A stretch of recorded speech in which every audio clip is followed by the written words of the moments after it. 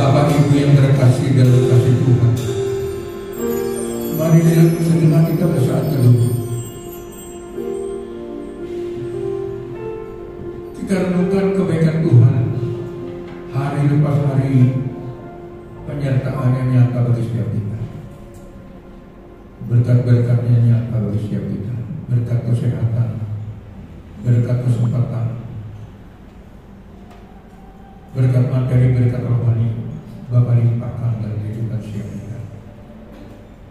Dari firman Tuhan yang bisa berterima kasih dan bisa bersyukur pagi hari ini. Syukur bagi Tuhan. Syukur. Syukur. Bapa berkati Bapak setiap kami anak-anakmu yang sudah sampai di garis suci-Mu, Bapa.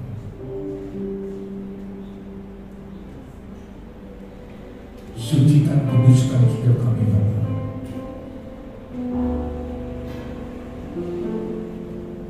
Nyatakan supaya setiap kami, Bapaknya, berkenan di hadapan-Mu, supaya setiap kami berkenan di pemandangan-Mu, Bapa. Kami bersyukur di hadapan-Mu. Apapun yang ada izinkan terjadi adalah indah buat setiap kami.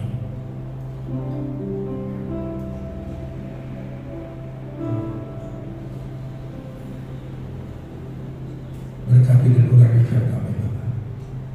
Pribadi lepas pribadi.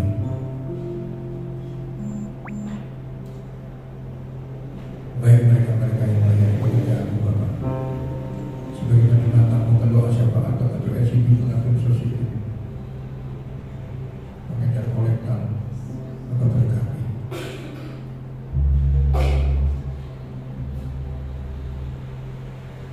Berkati juga saudara kami yang belum sampai tempat ini, Bapa.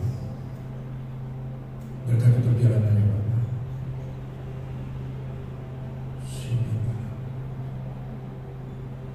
Sidak dalam masalah. Kuserahkan, Bapa, setiap pribadi yang dalam kasih dan kuasa-Mu. Dan ibadah ini sepenuhnya dalam tangan kasih dan kuasa-Mu. Jam-jam ibadah kami serahkan, Bapa. Seluruh peralatan yang dipakai untuk ibadah, Bapa, kami serahkan dalam tangan-Mu. Sucikan setiap kami, Bapa. Terima kasih. Terima kasih. Terima kasih. Di dalam nama Yesus kami buka ibadah saat pagi hari ini. Yang percaya dan diberkati kata bersama-sama. Amin. Silakan dulu Bapak Ibu yang terkasih dalam kasih Tuhan.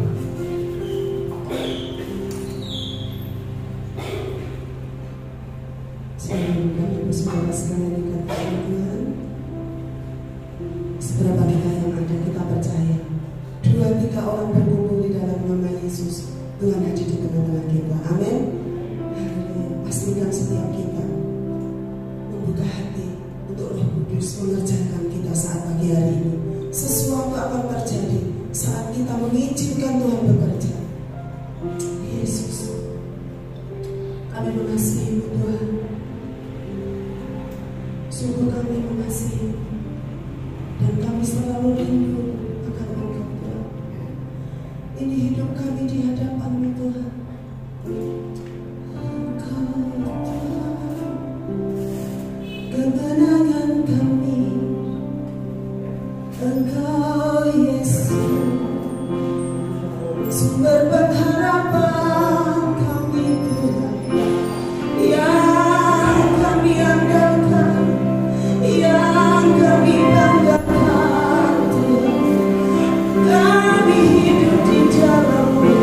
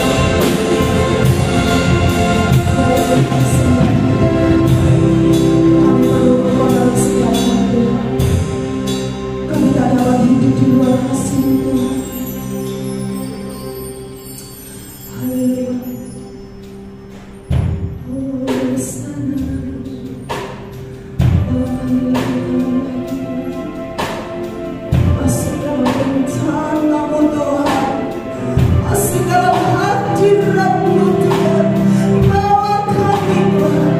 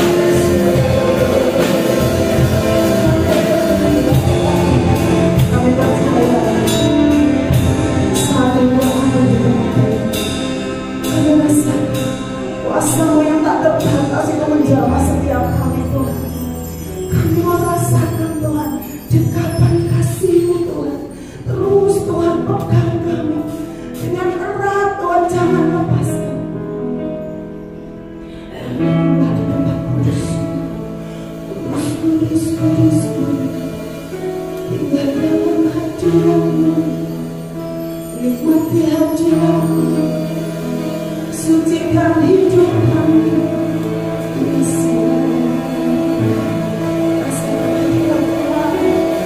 Setiap yang susah boleh dihiburkan, yang sakit iman ibarat ampunan ini Tuhan Yesus, tapi sekarang kami itu menjawab setiap kita.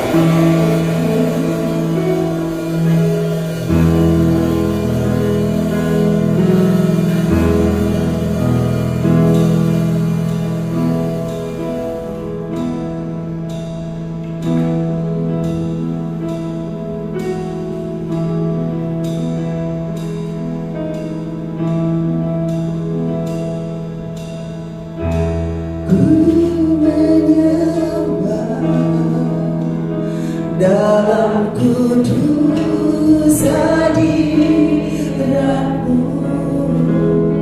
hampiri kata kasih karuniamu Bapa. Dalam kesulitan pujian-pujian ini,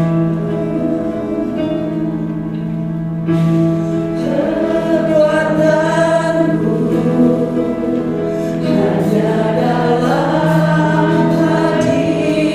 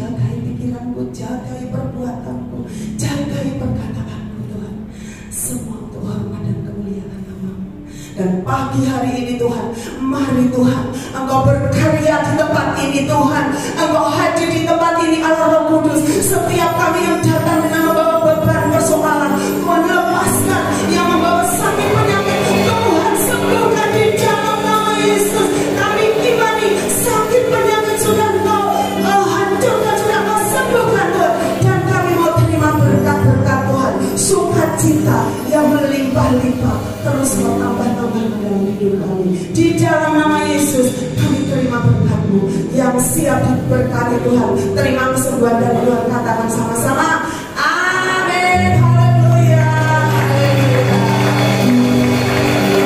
Kita percaya masih semuanya kabarnya luar biasa semuanya ya. Amin, haleluya. Kita punya Tuhan yang tidak pernah berubah. Baik kasih-Nya, kuasa-Nya tetap sama dari dulu, sekarang sampai selama-lamanya. Yang percaya Tuhan Yesus tidak berubah, melambaikan tangan. Oh, haleluya, semuanya mau diberkati Tuhan. Haleluya. Kita pujikan pujian yang lagi viral ya di TikTok. Tuhan Yesus tidak berubah. Haleluya, semangat ya itu. Haleluya.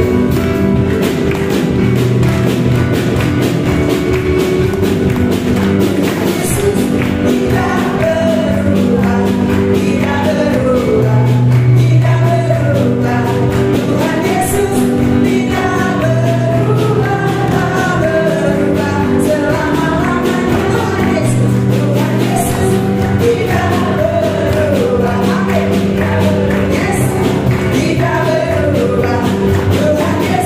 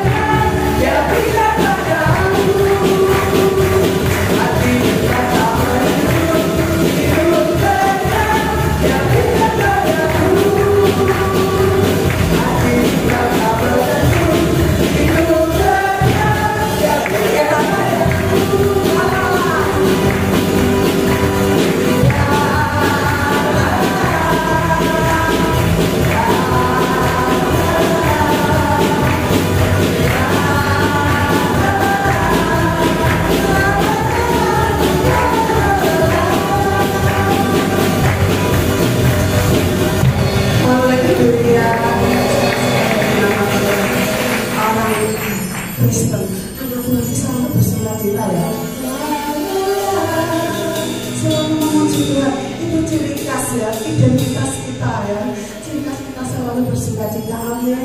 Kalau di dunia, orang dunia punya masalah mereka sendirian, tapi kita punya masalah kita bersama Yesus. Haleluya. Yang selalu memberkati, rindu memberkati kita.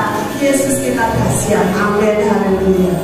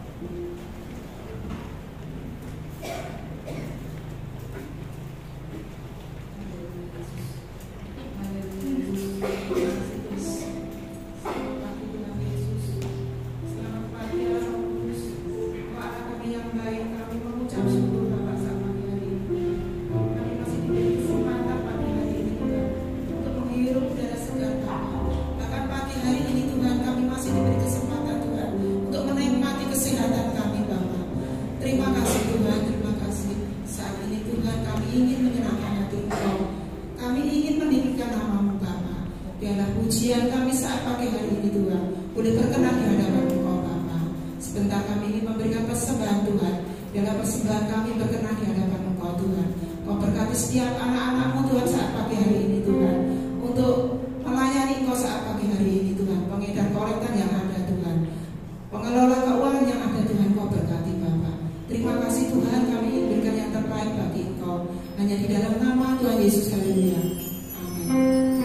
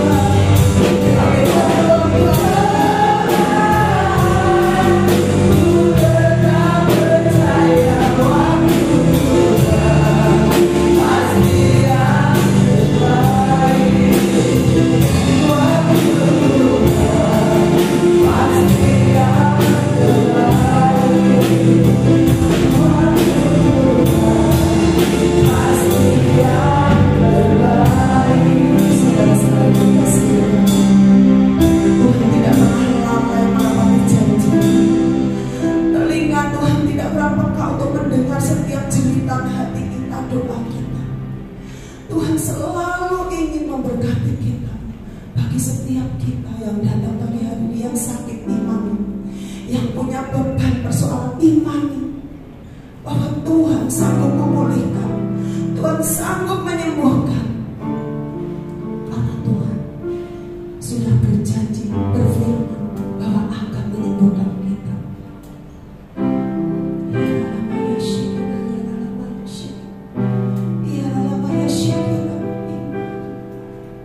Sembuh di dalam nama Yesus. Di dalam nama Yesus kami menerima kesembuhan yang dari Tuhan. Dalam nama Yesus. Dalam nama Yesus. Haleluya.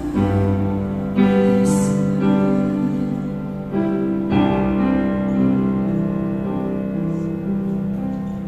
Kaulah Tuhan penyembuhku. Kaulah Tuhan penyembuh. Kau berfirman dan sembuhkanku. Kaulah Tuhan penyembuh.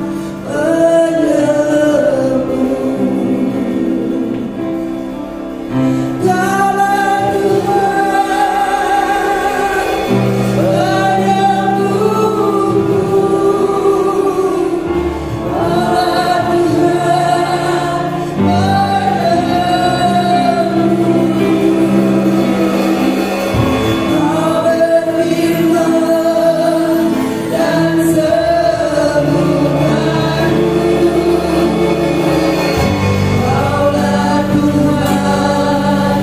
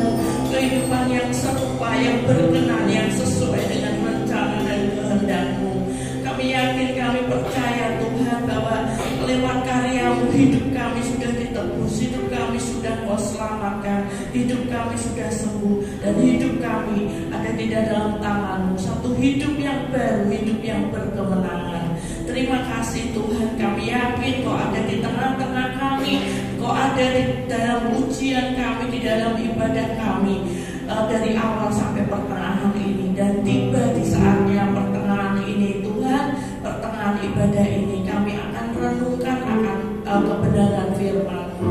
Ini waktu Bapa, ini seluruhnya kami serahkan dalam pimpinan-Mu. Engkau yang menjadi pucuk pimpinan di dalam pemberitaan firman ini, sehingga yang terkomunikasi pada pagi hari ini sepenuhnya Bapa isi hati-Mu sendiri, bukan dari kekuatan kemanusiaan kami, bukan dari kebiasaan kami, tapi kami melekat, kami serahkan Tuhan, Kau yang megang pimpinan menjadi pucuk pimpinan, sehingga apa yang kami terima boleh menjadi firman itu, boleh menjadi rema dalam setiap kehidupan kami. Terima kasih Tuhan, jam pemberitaan firman ini dari awal sampai selesainya kami serahkan hanya di dalam nama Tuhan Yesus Kristus. Haleluya, amin. Silakan duduk. Pada saat pagi hari ini kita akan merenungkan bersama firman Tuhan.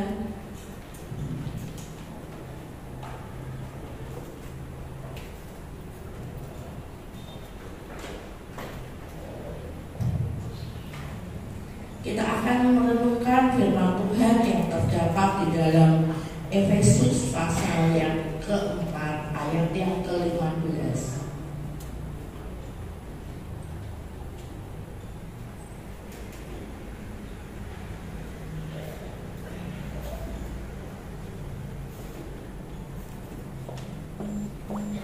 Efesus pasal yang keempat ayat yang ke-15.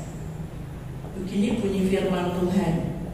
Tetapi dengan teguh berpegang kepada kebenaran, di dalam kasih kita bertumbuh di dalam segala hal ke arah Dia, Kristus yang adalah kepala. Amin. Dari satu ayat di sini dikatakan, saya akan pakai lebih tertujunya kepada bagian B, di mana ayat ini mengatakan di dalam kasih kita bertumbuh di dalam segala hal ke arah Dia, Kristus yang adalah kepala. Jadi kalau mungkin tema ya, kita mau sama-sama kita ini bertumbuh ke arah Kristus. Saya percaya setiap kita setelah kita terima Tuhan, kita tidak akan ya kita diem aja lah. Kita sudah terima Tuhan, sekarang kita simpen mungkin kartu baptisan kita atau kartu keanggotaan kita, dan kita diam aja, kita tidak lakukan sesuatu. Kita tunggu sampai nama kita kembali dipanggil oleh Tuhan. Saya pikir kita tidak ada yang setuju, kita tidak ada yang sepakat kalau kekristenan itu ya cuma seperti itu. Pagi hari ini kita mau melihat bahwa kalau tadi saya katakan temanya, kita harus bertumbuh di dalam Kristus. Kita harus bertumbuh di dalam Kristus. Kenapa kita bertumbuh? Kan itu yang jadi pertanyaan. Kalau tadi kita katakan temanya bahwa kita harus bertumbuh di dalam Kristus. Kenapa kita harus bertumbuh? Kita harus bertumbuh karena kalau kita ingat pelajaran biologi yang lalu ya, dikatakan waktu kita mungkin SMP atau SMA, dikatakan pertumbuhan itu adalah satu ciri yang sangat baku. Pertumbuhan itu adalah ciri yang sangat istilahnya menonjol dari makhluk hidup gitu ya. Kalau kita ingat pelajaran biologi, bertumbuh itu adalah ciri yang paling pokok, yang paling spesifik dari makhluk hidup. Oleh karena itu, kita perlu untuk bertumbuh di dalam Kristus, karena kita tidak mau menjadi benda mati. Kita tidak mau iman kita menjadi sesuatu yang mati. Kita tidak mau menjadi mungkin hanya peralatan atau perabotan yang ada di dalam bait suci gitu ya. Seringkali kita ketemu ayat bahwa sesuatu yang mahal ditaruh sebagai perabotan di dalam bait suci. Kita tidak cukup hanya mengidentifikasikan diri kita sebagai perabotan yang mahal yang ditaruh di dalam bait suci. Karena apa? Karena kita mau kerohanian kita ini bertumbuh. Dan salah satu ciri khas yang pokok kalau yang namanya bertumbuh itu adalah sesuatu yang hidup, punya rohani yang hidup, punya kekristenan yang hidup. Kita mau terus senantiasa kekristenan yang kita sudah yakini itu bertumbuh. Tadi dikatakan bertumbuh di dalam segala hal ke arah Dia, Kristus yang adalah kepala. Kita mau untuk kita ini bertumbuh di dalam Kristus, karena kita tidak mau rohani kita ini menjadi mati. Kita tidak mau hidup kita ini sebagai benda atau perabotan tertentu saja yang ditaruh di bait kudus ya. Tiap hari kita ada di bait kudus, tiap hari mungkin kita datang ke gereja, dalam setiap kegiatan yang ada kita selalu hadir, kita selalu muncul. Tapi apa ya seperti itu, kita hanya ada di dalam bait Tuhan. Tapi selanjutnya kita mau memiliki satu kerohanian yang hidup, kekristenan yang tumbuh sebagai ciri bahwa hidup kita ini, hidup kerohanian kita juga bertumbuh di dalam Kristus. Itu dasar yang saya ingin tanamkan, bahwa kita setelah terima Tuhan, kita setelah mengaku sebagai orang-orang Kristen, kita yang mengaku sebagai orang-orang percaya, jangan terus diem, jangan terus kita statis ya. Sudah punya keanggotaan gereja, soalnya perlu apa-apa aku bisa minta dilayani karena aku anggota. Tidak seperti itu, tidak sesimpel itu, tidak sesederhana itu. Tapi kita mau setelah kita terima Tuhan, kita juga bertumbuh di dalam segala hal ke arah Dia, ke arah Kristus yang adalah kepala. Nanti kita tahu dasarnya bahwa kita perlu bertumbuh karena kita ini mau kehidupan rohani kita itu senantiasa memiliki satu kehidupan hidup dan mati. Dan kita juga akan melihat pagi hari ini 4 alasan supaya kita ini bisa bertumbuh. Supaya kita bisa bertumbuh, kita melihat 4 alasan. Yang pertama di dalam Efesus 5 ayat 15 sampai 16. Efesus 5 ayat 15 dan 16 dikatakan, karena itu perhatikanlah dengan seksama bagaimana kamu hidup, jangan seperti orang bebal tetapi seperti orang arif, dan pergunakanlah waktu yang ada karena hari-hari ini adalah jahat.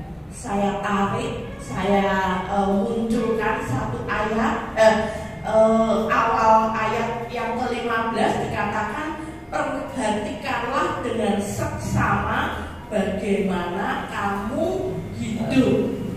Kamu loh, artinya setiap kita wajib untuk memperhatikan kehidupan kita masing-masing. Perhatikan dengan seksama bagaimana kamu hidup. Atau boleh kalau saya pinjam istilah bahwa setiap setiap kita supaya kita dapat bertumbuh ke arah Kristus, kita harus berani mengevaluasi kehidupan kita masing-masing. Di sini dikatakan perhatikanlah dengan seksama bagaimana kamu hidup. Kita tidak disuruh memperhatikan kehidupan sesama kita, walaupun seringkali kita memperhatikan kehidupan sesama. Tapi firman Tuhan jelas katakan, dan saya berusaha kasih highlight di sini bahwa perhatikanlah dengan seksama bagaimana kamu hidup. Artinya supaya hidup kita ini bisa bertumbuh di dalam segala hal ke arah Kristus, kita harus berani untuk mengevaluasi. Kita harus berani mengevaluasi kehidupan kita masing-masing, pribadi lepas pribadi. Kita disuruh perhatikan dengan seksama. Tidak cuma kita firman ini tidak cuma katakan lihatlah kehidupanmu, atau mungkin dikatakan benahi kehidupanmu, tapi ayat ini dikatakan perhatikanlah dengan seksama. Kayak kita ngoco itu ya, kalau kita mau pergi terus kita berdiri di muka kaca, di muka cermin, kita memperhatikan dengan seksama. Oh, ada alisnya yang mungkin bengkok atau mungkin ada mungkin yang lipstiknya yang celemotan atau enggak. Ada sesuatu yang kita perhatikan dengan seksama. Artinya kita perlu mengevaluasi kehidupan kita masing-masing supaya kita ini bisa bertumbuh di dalam segala hal ke arah Kristus. Kita perlu mengevaluasi diri masing-masing. Apa sih yang mungkin kita harus evaluasi gitu ya? Yang harus kita evaluasi, apakah hidup kita ini sudah sesuai dengan panggilan Tuhan di dalam rencananya buat setiap kita. Kita perlu mengevaluasi. Yang pertama yang kita evaluasi, apakah hidup kita ini sudah sesuai dengan panggilan Tuhan yang ada buat setiap kehidupan kita. Kalau saya pernah baca definisi seorang trainer itu menyimpulkan ya bahwa kehidupan itu sebenarnya, kata si trainer ini, dia katakan kehidupan itu adalah rangkaian keputusan, rangkaian satu tindakan yang kita sebetulnya kehidupan itu adalah rangkaian satu tindakan, satu keputusan yang kita gerakkan sesuai dengan tujuan yang kita yakini dan yang punya nilai besar dalam hidup kita. Contoh gitu ya, contoh mungkin saya punya tujuan yang besar gitu dalam hidup saya punya tujuan yang besar hari-hari ini gitu. Saya tidak pakai orang lain. Contohnya saya punya tujuan yang besar dalam hidup saya, buat anak saya gitu. Saya katakan seperti itu. Yang satu, dua udah dengan kehidupannya. Saya punya tujuan yang besar buat anak saya yang paling kecil ini ya. Saya punya tujuan besar. Dan sebetulnya kehidupan itu adalah rangkaian tindakan, rangkaian kegiatan, rangkaian keputusan yang semuanya mengarah untuk menopang sesuatu tujuan yang besar yang saya yakini punya nilai tinggi dalam hidup kita. Hari ini saya banyak mempersiapkan, so gini, terus saya dengar orang, caranya gini, dituntun seperti ini. Saya banyak mendengar dan saya banyak mengadopsi gitu ya. Oh iya ya bener, oh iya ya bisa gitu. Di sini yang perlu untuk kita evaluasi adalah apakah kegiatan, apakah tindakan yang kita lakukan hari lepas hari itu sudah mengarah kepada goalnya Tuhan, rencana Tuhan buat setiap kehidupan kita. Apakah sudah terarah ke sana atau malah terarah untuk kepentingan dan keinginan kita sendiri? Itu yang perlu kita evaluasi. Apakah goal kita itu sesuai dengan rencana Tuhan, dan apakah yang kita lakukan hari-hari ini, tindakan, keputusan, kegiatan kita itu sesuai dengan apa yang Tuhan rencanakan buat kehidupan kita. Dan untuk kita mengevaluasi diri, ada dua hal yang harus kita lakukan. Yang pertama, bahwa kita harus punya keberanian untuk jujur dengan diri sendiri. Kita harus berani jujur dengan diri kita sendiri. Waktu kita mengevaluasi, kita harus berani jujur dengan diri kita sendiri. Kalau memang tidak bisa di situ, ya kita secara jujur kita taruh garis bawah, aku di sini belum lulus, aku dari sini terkendala. Nah, kita jujur dengan penilaian kepada diri kita sendiri, dan kita mau hidup kita ini terbuka buat setiap masukan, usulan, buat apa yang menjadi jalan di dalam kehidupan kita. Yang pertama, kita butuh kejujuran untuk kita jujur dengan diri kita sendiri, mengakui apa saja yang menjadi kekurangan, kelemahan yang ada dalam hidup kita. Dan yang kedua, kita harus terbuka terhadap setiap masukan yang Tuhan ingin dari orang-orang sekeliling yang berguna, bermanfaat untuk memperbaiki kualitas di dalam kehidupan kita. Dan yang kedua, bagaimana supaya kita bisa bertumbuh? Kalau tadi yang pertama, kita bertumbuh melalui keberanian kita melakukan evaluasi, melalui keberanian dan kejujuran kita di dalam melakukan evaluasi buat kehidupan kita. Dan yang kedua, kita baca di dalam Ibrani 12 ayat yang pertama, supaya rohani kita bisa bertumbuh. Kita lihat di dalam Ibrani 12 ayat yang pertama, karena kita mempunyai banyak saksi bagaikan awan yang mengelilingi kita, marilah kita menanggalkan semua beban dan dosa yang begitu merintangi kita, dan berlomba dengan tekun dalam perlombaan yang diwajibkan bagi kita.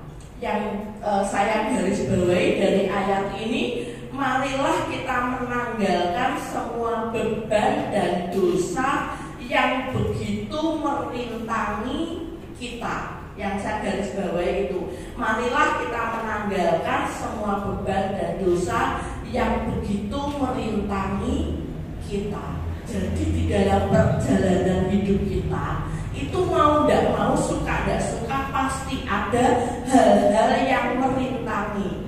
Dan yang kedua, supaya kita bisa bertumbuh dalam segala hal ke arah Kristus yang adalah kepala, kita harus berani mengeliminasi, memotong, memangkas, menanggalkan segala sesuatu yang menjadi beban di dalam perlombaan perjalanan hidup kita. Kalau tadi yang pertama, kita harus berani mengevaluasi hidup kita ini kayak apa, toh plus minusnya kayak apa. Kita udah berjalan belum sesuai dengan tujuan Tuhan dalam hidup kita. Kita sudah berjalan sesuai dengan rambu-rambu yang Tuhan tetapkan, dan kita perlu evaluasi. Yang kedua, kita ini perlu mengeliminasi hal-hal yang tidak berguna di dalam hidup kita. Kita harus butuh keberanian untuk memangkas, memotong, membuang, menanggalkan segala sesuatu yang merintangi jalan kita di dalam berlomba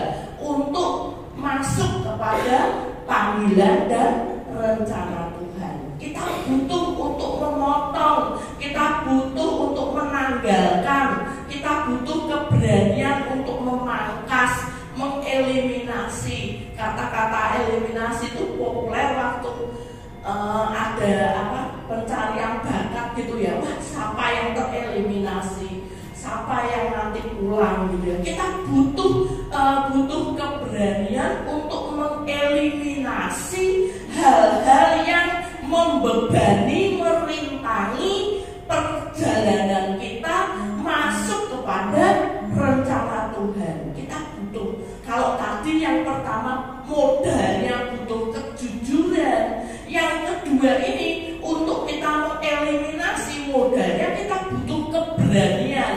Berani dan kita memangkas, mengeliminasi sesuatu yang menjadikan penghalang buat kita masuk berlomba di dalam perlombaan yang Tuhan wajibkan buat setiap kita. Kita harus berani mengeliminasi. Mengapa kita harus mengeliminasi? Di dalam Wahyu 3 ayat yang ke-8b.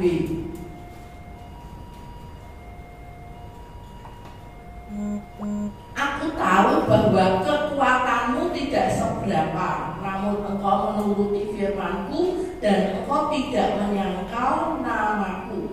Aku tahu bahwa kekuatanmu tidak seberapa. Kita harus berani mengeliminasi, kita harus berani memotong, menanggalkan segala sesuatu yang riwuk-riwui, yang membebani langkah kita. Karena Tuhan tahu kekuatan kita ini tidak seberapa. Supaya kita tidak boros energi, supaya kita ini tidak istilahnya mungkin kita bocor dari sisi energi, kita harus memangkas hal-hal yang membebani, merintangi jalan hidup kita. Kekuatan kita loh tidak seberapa. Tuhan tahu, dikatakan, aku tahu bahwa kekuatanmu itu tidak seberapa. Ayo toh kita jujur, tidak usah kuabeh diayai, tidak usah semua kita rangkul. Kita punya kekuatan yang terbatas. Kita ini punya kekuatan yang tidak seberapa. Firman Tuhan katakan kekuatanmu loh tidak seberapa. Oleh karena itu kita harus berani pilih-pilih apa yang boleh kita bawa, apa yang boleh kita tanggalkan, yang boleh kita eliminasi, yang boleh kita pangkas, kita potong dari kehidupan kita. Bijaklah kita mengeliminasi, bijaklah kita menentukan mana-mana sisi yang harus kita tanggalkan di dalam setiap kehidupan kita. Karena itu akan riwuk-riwui gitu ya. Kalau mungkin bahasanya orang sini, riwuk-riwui lakonnya diri, riwuk-riwui jalan kita. Kalau tidak kita berani untuk mengeliminasi, memangkas, memotong, meninggalkan, kita bawa terus dalam perjalanan kita, itu jadi soro gitu ya. Jalan kita jadi berat, jadi riwuh, kita tidak dapat melakukan secara maksimal karena kekuatan kita yang tidak seberapa itu. Jangan pengen kita mengayahi semuanya. Kita akan melihat selanjutnya apa sih yang perlu dieliminasi di dalam kehidupan kita. Kalau tadi yang pertama, supaya kita bertumbuh di dalam segala hal ke arah Kristus, kita butuh evaluasi atas kehidupan kita. Apa kita sudah berjalan benar, hidup benar, sesuai dengan panggilan Kristus dalam hidup kita. Untuk itu kita butuh kejujuran dengan diri sendiri. Yang kedua, kita supaya bertumbuh di dalam segala hal ke arah Kristus, kita harus berani mengeliminasi hal-hal yang tidak berguna, hal-hal yang akan menjadi beban di dalam perjalanan kita, di dalam perjuangan kita sampai kepada rencana Tuhan. Yang harus kita eliminasi, yang pertama di dalam Yesaya 5, di dalam Ibrani tadi, kembali kepada Ibrani tadi, Ibrani 12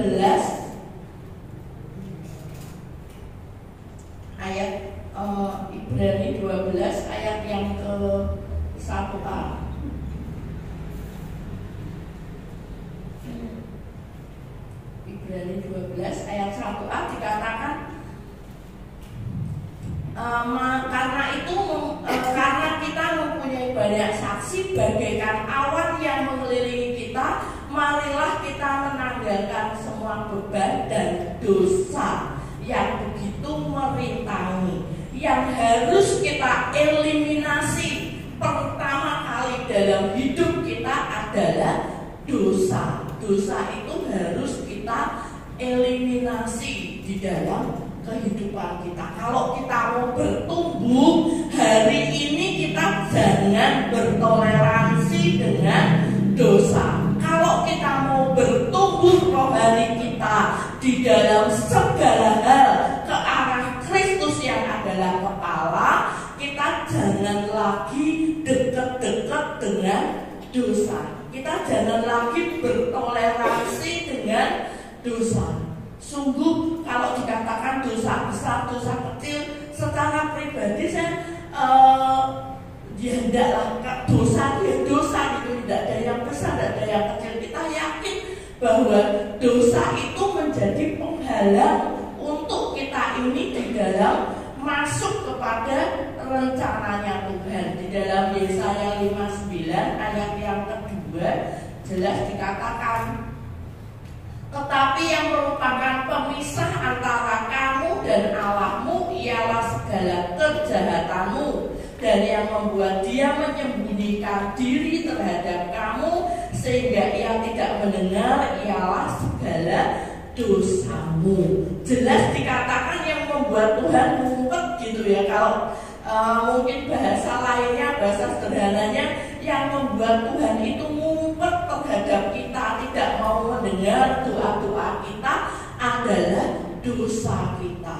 Oleh karena itu, supaya kita bisa bertumbuh di dalam segala hal ke arah Kristus, kita harus mengeliminasi, memotong, menanggalkan dosa dari dalam hidup kita. Dosa apapun, dosa yang kita lakukan atau dosa yang kita pikirkan atau dosa yang hanya mungkin kita bayangkan, apapun juga harus kita eliminasi hari ini. Kalau kita mau bertumbuh, harga yang harus kita bayar memotong, menanggalkan dosa dari dalam kehidupan kita. Kita harus berani menanggalkan dosa dari dalam hidup kita, hidup di dalam kebenaran yang Tuhan tetapkan.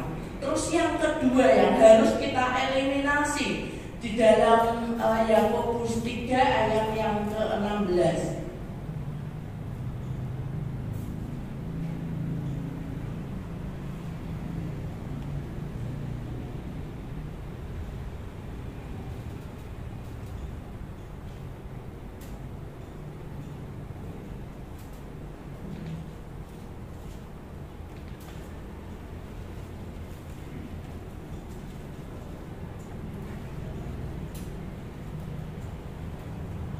Kita masuk dulu di dalam Ibrani 12 ayat 15b ya.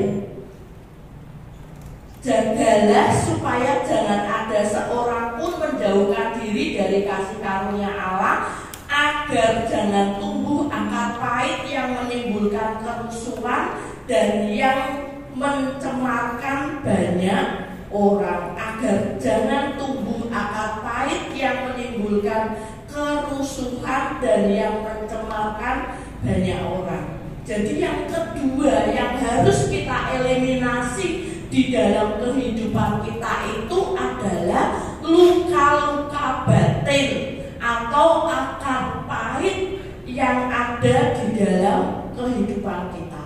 Saya percaya setiap kita mau tidak mau, suka tidak suka, atau ngaku atau tidak ngaku, kita pasti ada trauma, kita pasti ada luka batin ya, bukan luka korengan gitu, bukan, tapi di dalam hati kita, di dalam kehidupan kita pasti ada sesuatu trauma, ada sesuatu luka hati, ada sesuatu akar pahit yang ada di dalam kehidupan kita.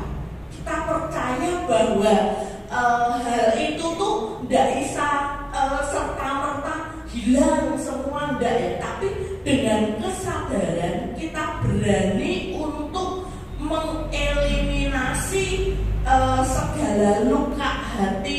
segala kecewa, segala trauma itu dari dalam kehidupan kita. Karena apa? Karena di dalam Yakobus 3 tadi dikatakan bahwa efektif besar banget kalau kita bawa. Dikatakan di mana ada iri hati dan mementingkan diri sendiri, di situ ada kekacauan dan segala macam perbuatan jahat. Jadi karena efek yang begitu luar biasa, kita harus berani mengeliminasi luka-luka batin kita. Kita harus berani mengeliminasi akar pahit yang ada di dalam kehidupan kita. Satu clue dari seorang yang jadi trainer profesinya, dia katakan semacam ini, karena sejujurnya kitalah yang bertanggung jawab atas perasaan kita. Jangan kita berharap orang lain itu mau menjaga perasaan kita. Itu satu clue yang saya amini, saya setuju dan saya garis bawahi. Clue itu mengatakan semacam itu.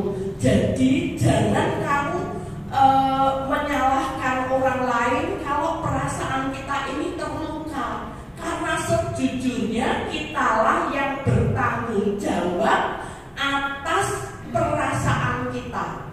Jangan kita berharap orang lain itu mau menjaga perasaan kita. Itu clue yang saya setujui gitu ya. Saya garis bawahi di dalam setiap hidup kita. Artinya apa? Artinya bahwa kita ini loh yang bertanggung jawab pribadi lepas pribadi dengan perasaan, dengan sikap kita, dengan hati kita sendiri. Jangan kita ngembek-ngembek orang lain. Loh, aku sakjane ndak apa-apa tapi lo gitu. Kita nggak bisa maksudnya melempar tanggung jawab ke orang lain untuk menjaga perasaan kita atau untuk menjaga hati kita. Karena yang paling punya hak, paling berhak untuk bertanggung jawab atas perasaan kita itu ya diri kita sendiri. Kita yang putuskan. Seringkali kita katakan, oh enggak, aku enggak mau memaafkan, aku masih terluka. Kembali lagi kita katakan bahwa memaafkan sama terluka itu beda. Kalau memaafkan itu keputusan, bukan menyangkut terluka atau tidak. Kita bisa memaafkan, setelah itu kita pasang batasan kepada orang tersebut. Itu selesai, itu yang benar. Jadi kita jangan menyalahkan orang lain atas terlukanya atau mungkin atas ketidakseimbangan di dalam perasaan kita. Karena jelas tadi saya katakan bahwa perasaan kita adalah tanggung jawab kita masing-masing. Jangan kita mengharap orang lain untuk turut ambil bagian menjaga perasaan kita, karena kita berkuasa atas perasaan itu. Jadi tadi jelas dikatakan yang harus kita eliminasi, kembali kepada ayat tadi, bahwa yang harus kita eliminasi adalah luka-luka atau akar pahit atau kekecewaan atau trauma yang ada di dalam kehidupan kita. Karena itu efeknya besar. Tadi dikatakan akan terjadi kerusuhan. Ayat yang ke-16 tadi dikatakan, di mana ada iri hati dan mementingkan diri sendiri, di situ ada kekacauan dan segala macam perbuatan jahat. Efeknya luar biasa. Tidak cuma kita tidak bisa bertumbuh, tapi kacau balau kehidupan setiap kita.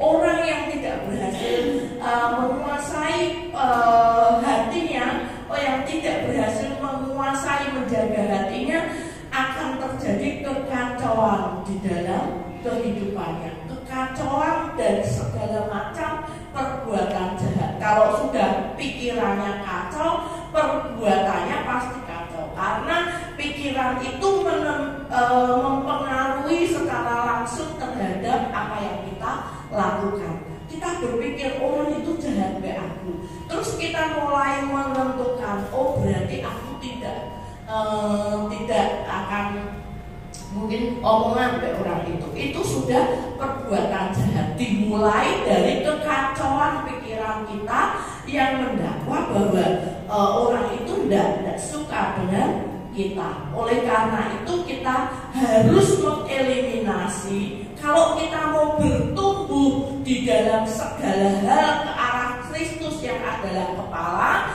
kita mau dalam hidup kita ini mengeliminasi segala luka hati, akar pahit, trauma, kepahitan yang ada di dalam hati kita. Kita percaya bahwa apapun yang terjadi itu pasti ada gunanya, ada manfaatnya buat kehidupan kita. Terus yang ketiga di dalam apa yang harus kita eliminasi, Filipi 3 ayat yang ke-19 dikatakan.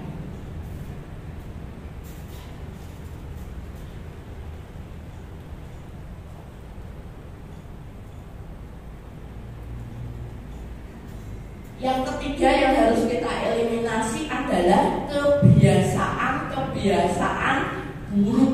Kebiasaan buruk, yaitu di dalam Filipi 3 ayat 19 dikatakan, kesudahan mereka ialah kebinasaan, Tuhan mereka ialah perut mereka, kemuliaan mereka ialah aib mereka.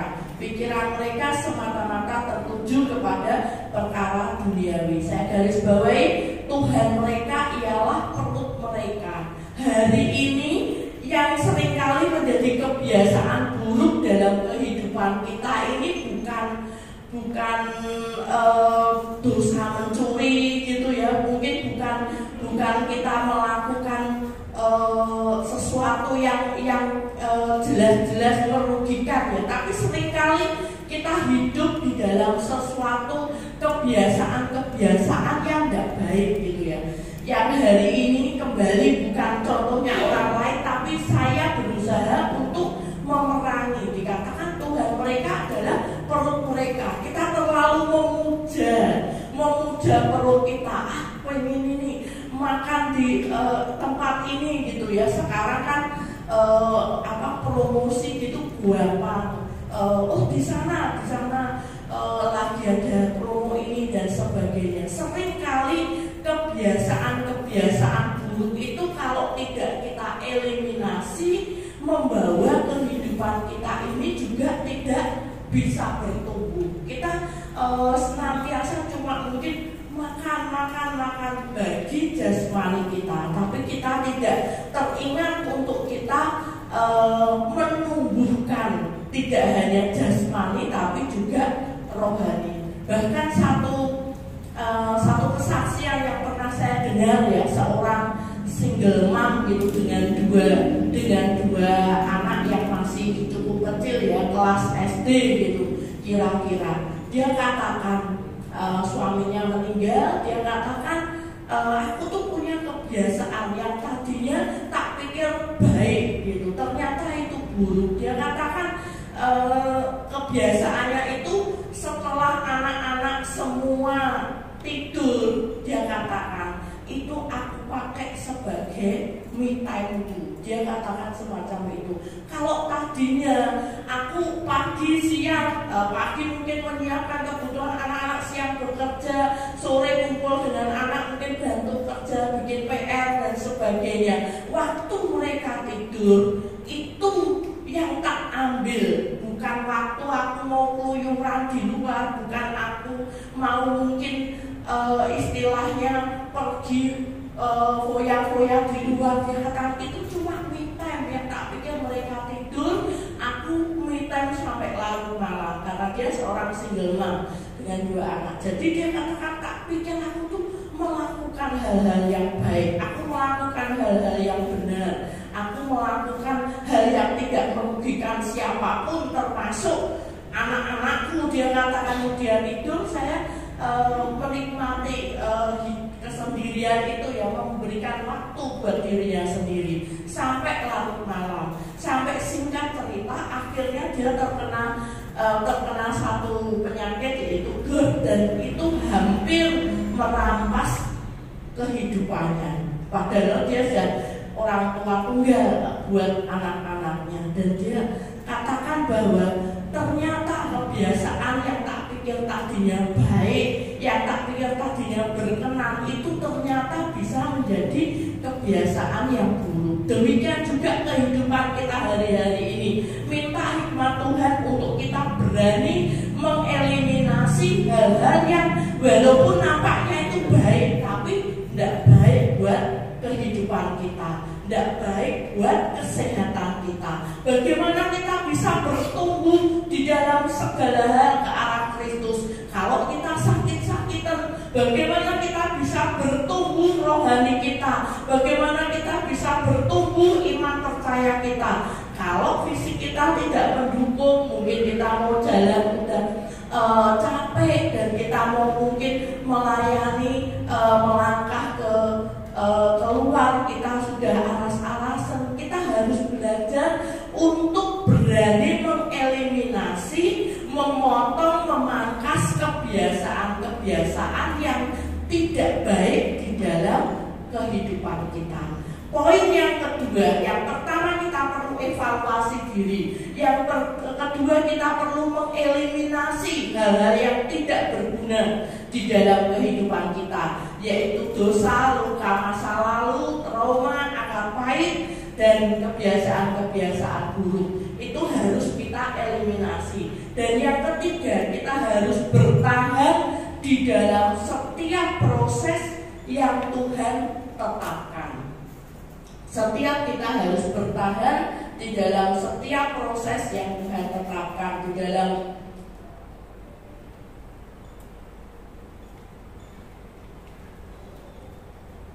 Yakobus 1 ayat yang ke-12 dikatakan, berbahagialah orang yang bertahan di dalam pencobaan, sebab apabila ia sudah tahan uji, ia akan menerima mahkota kehidupan yang dijanjikan Allah kepada barang siapa yang mengasihi Dia. Yang ketiga, kita harus bertahan di dalam setiap proses yang Tuhan tetapkan, supaya kita bertumbuh di dalam segala hal ke arah Kristus. Harus ada proses yang harus kita lalui. Seseorang katakan bahwa pahlawan atau seorang yang besar itu tidak dihasilkan dari satu kemudahan.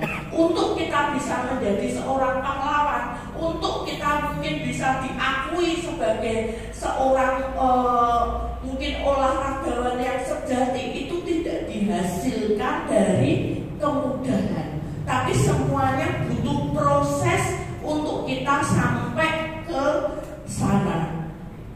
Kita sekedar aja kita melihat ya, untuk Yusuf kita melihat ada proses 13 tahun yang harus dia lalui. Yusuf tuh umur 17 disuruh menyusul kakak-kakaknya, mengirim bekal kepada kakak-kakaknya, ditangkap, dibuang menjadi budak. Itu umur 17. Dan firman Tuhan mencatat umur 28 dia masih ada di dalam tahanan, mengartikan mimpi dari tukang minuman dan tukang roti. Dan baru umur 30 dia menjadi orang kepercayaan Firaun di Mesir. Itu 13 tahun, dari umur 17 sampai umur yang ke-30. Jadi ada proses 13 tahun yang harus Yusuf lalui untuk sampai kepada rencana Tuhan. Kita lihat karena singkat-singkat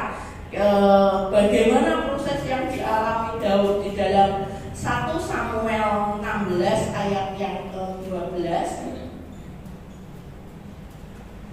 Kemudian disuruhnya menjemput dia, ia kemerah-merahan, matanya indah, parasnya elok. Lalu Tuhan berfirman, bangkitlah, urapilah dia, sebab inilah dia. Samuel mengambil tabung tanduk yang berisi minyak, mengurapi Daud di tengah saudaranya. Intinya dari ayat yang kita baca, Daud diurapi menjadi seorang raja. Terus ayat yang ke-16, 1 Samuel 16 ayat yang ke-21,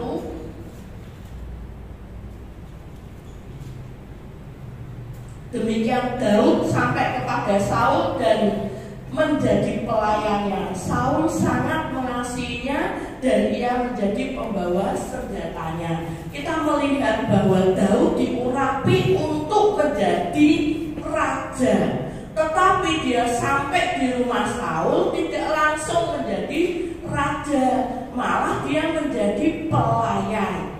Bahkan dia mengembara di dalam 1 Samuel 18 ayat yang ke-5, dia menjadi prajurit. 1 Samuel 18 ayat yang ke-5,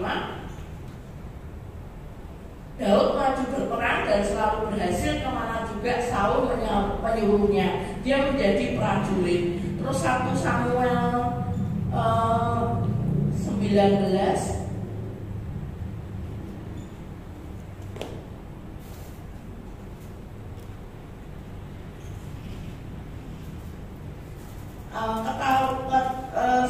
sampai 19 ayat 19-20, ketika diberitahukan kepada Saul demikian, ketahuilah Daud ada di Nayot dekat Rama, maka Saul mengirim orang suruhan untuk mengambil Daud.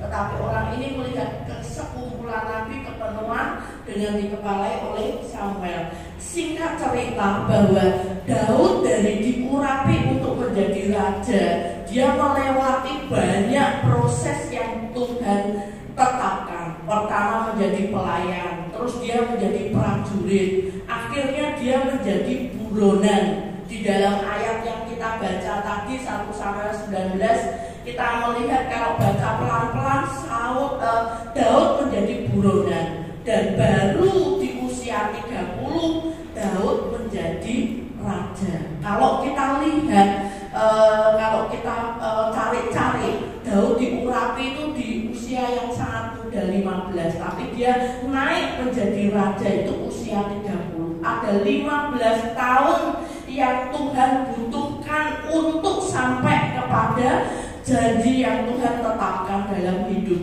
Daud. Intinya apa? Bahwa kita harus bertahan di dalam setiap proses yang Tuhan masih izinkan di dalam kehidupan kita. Supaya kita bertumbuh di dalam segala hal, kita harus setia, kita harus bertahan. Jangan sampai kita kehilangan pengharapan di saat proses itu sedang Tuhan hendak nyatakan di dalam kehidupan kita. Yang harus kita ingat supaya kita mampu untuk bertahan di dalam setiap proses yang ada, di dalam Roma 4 ayat yang ke-21 dikatakan, dengan penuh keyakinan bahwa Allah berkuasa untuk melaksanakan apa yang telah Ia janjikan. Kita harus dengan yakin bahwa Allah itu berkuasa untuk melaksanakan apa yang telah Ia janjikan. Jujur, saya juga seringkali naik turun gitu ya. Kalau proses belum selesai, pernah nggak tahu Tuhan kapan Tuhan rampungnya kapan gitu. Kita seringkali bertanya kapan Tuhan, kapan. Tapi satu hal ayat ini boleh menguatkan di dalam setiap pergumulan kita. Karena ayat ini berkata dengan penuh keyakinan bahwa Allah itu berkuasa untuk melaksanakan apa yang telah Ia janjikan. Makanya kita harus senantiasa bangkitkan. Katakan iman itu timbul dari pendengaran akan firman Tuhan. Kalau tidak ada yang memandangkan, tidak ada yang memperdengarkan, kita perdengarkan ayat ini sendiri. Kita yakinkan ayat ini sendiri. Kita katakan ayat ini sendiri bahwa dengan penuh keyakinan Allah itu berkuasa untuk melaksanakan apa yang Ia janjikan. Dan kita tahu janji firman Tuhan itu banyak. Dikatakan rancangan Tuhan itu, Tuhan tahu rancangannya buat kita, rancangan yang penuh damai sejahtera. Terus Terus firman Tuhan di dalam bagian lain juga katakan manusia bisa mereka-rekakan yang jahat, tapi kita yakin bahwa Tuhan ubah rekayasa jahat itu menjadi kebaikan buat setiap kehidupan kita. Artinya kita harus makin teguh, makin setia, bertahan di dalam setiap proses yang Tuhan izinkan terjadi, karena kita yakin bahwa apa yang Tuhan janjikan itu Tuhan mampu untuk melakukannya buat kehidupan kita. Yang pertama, untuk kita bisa bertumbuh, kita butuh untuk kita evaluasi hidup kita. Yang kedua, kita butuh mengeliminasi hal-hal yang tidak berguna, hal-hal yang merintangi jalan hidup kita. Yang ketiga, kita harus mau bertahan dalam setiap proses yang Tuhan izinkan terjadi. Dan yang terakhir di dalam Matius 9 ayat yang ke-17. Matius 9 ayat yang ke-17 dikatakan, begitu pula anggur yang baru tidak diisikan ke dalam kantong kulit yang tua, karena jika demikian kantong itu akan koyak sehingga anggur itu terbuang dan kantong itu pun hancur. Tetapi anggur yang baru disimpan orang dalam kantong yang baru, dan dengan demikian terpeliharalah kedua-duanya. Yang keempat, supaya kita bisa bertumbuh di dalam segala hal ke arah Kristus, kita harus menyiapkan satu tempat yang baru, menyiapkan kapasitas yang baru untuk sesuatu yang baru yang Tuhan akan percayakan di dalam setiap kehidupan kita.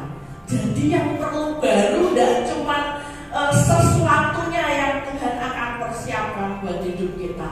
Sesuatu kemajuan, kalau tadi dikatakan bertumbuh, pasti kita yakin bahwa Tuhan akan menyiapkan sesuatu yang baru, pertumbuhan yang signifikan, hikmat yang bertambah, urapan yang ditambahi di dalam setiap kehidupan kita. Ada sesuatu yang baru yang kita minta yang Tuhan akan berikan dalam hidup kita. Terus bagiannya kalau kita tahu bahwa Tuhan sedang mempersiapkan sesuatu yang baru, sesuatu yang spesial, sesuatu yang lebih, sesuatu yang istimewa lagi buat kehidupan kita, kita harus menyiapkan juga tempat yang baru untuk kapasitas yang baru yang Tuhan akan berikan di dalam setiap kehidupan kita. Kita butuh sesuatu yang baru.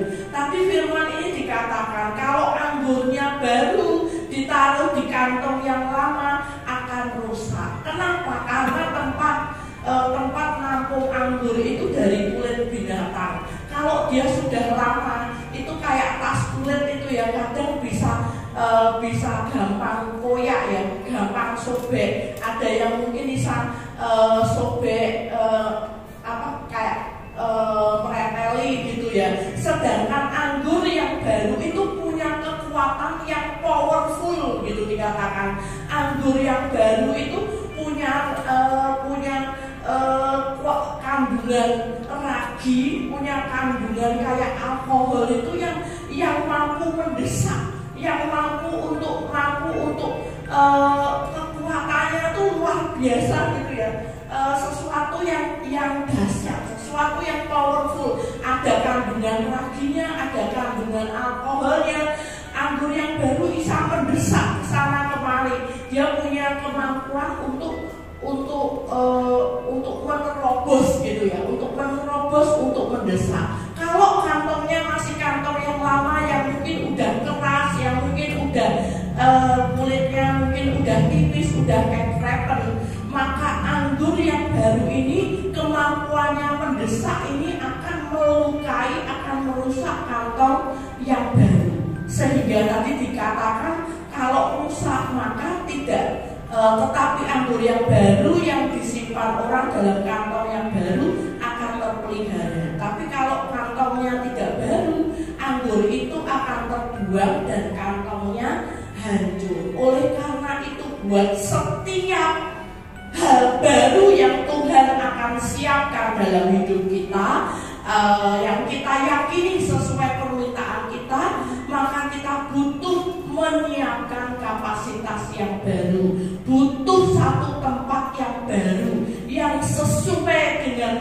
gerakan yang sesuai dengan terobosan dari anggur yang baru ini. Karena kita tidak mungkin menyimpan hal-hal yang baru yang Tuhan persiapkan di dalam kantung yang lama. Hal yang baru itu apa? Ya, hati dan roh yang baru, satu prinsip prioritas hidup yang baru. Kita baca sebentar mungkin ya, Filipi 3 ayat yang ke-7. Kita harus punya satu prinsip, punya satu prioritas yang baru di dalam kehidupan kita. Tetapi apa yang dahulu merupakan keuntungan bagiku, sekarang kuanggap rugi karena Kristus. Punya prioritas, prinsip hidup yang baru. Terus yang berikutnya di dalam Yesaya 36 ayat 26 dikatakan,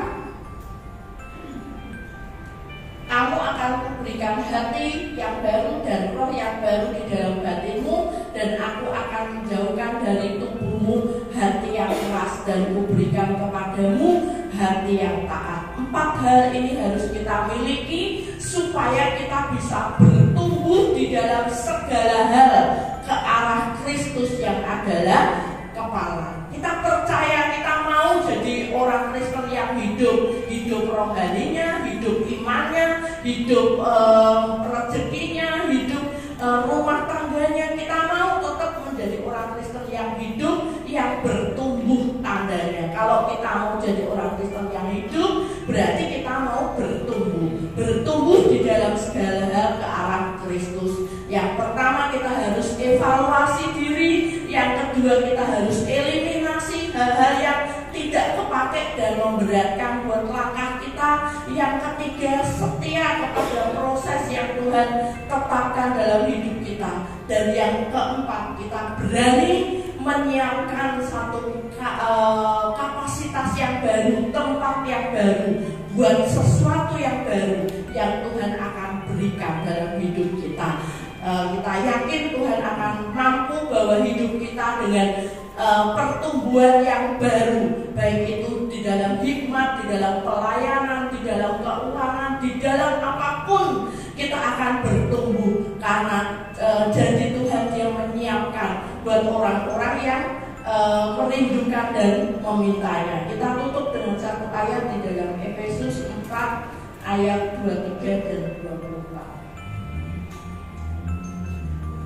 Supaya kamu dibaharui di dalam roh dan pikiranmu dan mengenakan manusia baru yang telah diciptakan menurut kehendak Allah di dalam kebenaran dan kekudusan yang sesungguhnya. Ini yang menjadi doa kita semua, harapan kita semua hari ini, bahwa kita akan menjadi satu manusia yang baru, punya roh dan pikiran yang baru, punya persepsi yang baru, punya sesuatu iman yang baru di dalam Tuhan, supaya kita senantiasa bisa hidup di dalam kebenaran dan kekudusan yang Tuhan kehendaki. Kita yakin, kita percaya, kita belajar untuk kita mengevaluasi diri. Kita belajar untuk membuang, mengeliminasi hal-hal yang tidak berkenan di hadapan Tuhan dan merintangi jalan kita. Dan kita juga berjalan senantiasa taat kepada proses yang Tuhan tetapkan. Dan kita berani untuk mengambil satu tempat yang baru, buat sesuatu yang baru yang kita yakin Tuhan persiapkan buat hidup kita. Amin. Pujikan.